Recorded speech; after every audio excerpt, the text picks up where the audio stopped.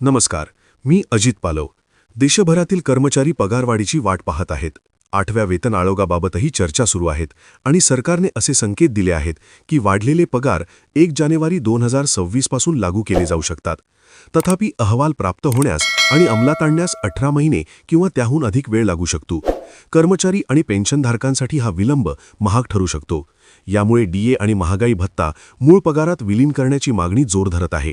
All India NPS employees फेडरेशनचे राष्ट्रीय अध्यक्ष doctor Manjit Singh Patel यांच्या मते जर अहवाल 18 महिन्यानंतर लागू झाला तर मूळ पगार आणि डीएमधील फरकासाठीच थकबाकी दिली जाईल. तथापि घरभाडेपट्टा, एचआरए आणि वाहतूक भत्ताची थकबाकी दिली जाणार नाही.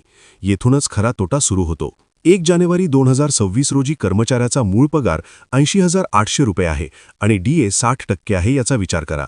60% डीए म्हणजे 48,480.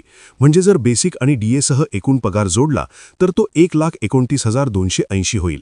जर एचआरए 30% दराने दिला गेला तर तुम्ही असे गृहीत धरावे की 2.5% फिटमेंट फॅक्टर लागू आहे. जर आपण नवीन बेसिक पगाराला 80,800 ने 2.5 ने गुणाकार केला तर तो 2 लाख रुपये होईल. परंतु जेव्हा डीए 25% कमी होतो तेव्हा एचआरए 30%वरून 24% कमी होतो. म्हणून जर आपण नवीन एचआरए 2,02,000च्या 24% म्हणून मोजला तर तो 48,480 आहे.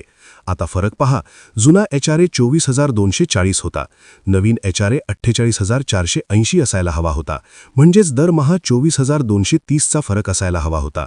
आणि जर एचआरएची थकबाकी 18 महिन्यांपर्यंत भरली गेली नाही तर केवळ एचआरएमध्ये अंदाजे 4,36,000चे नुकसान होईल.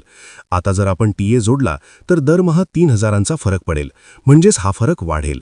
याचा अर्थ असा की 18 महिन्यांच्या विलंबामुळे 4.5 लाखांपासून 1 लाख रुपयांचे नुकसान होऊ शकते.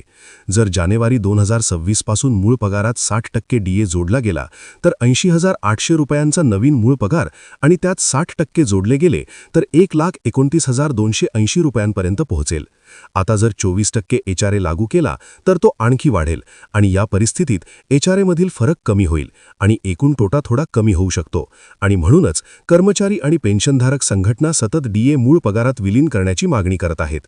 पुढील अपडेटकरिता आपल्या चॅनलला सबस्क्राईब करायला विसरू नका. जय हिंद, जय महाराष्ट्र.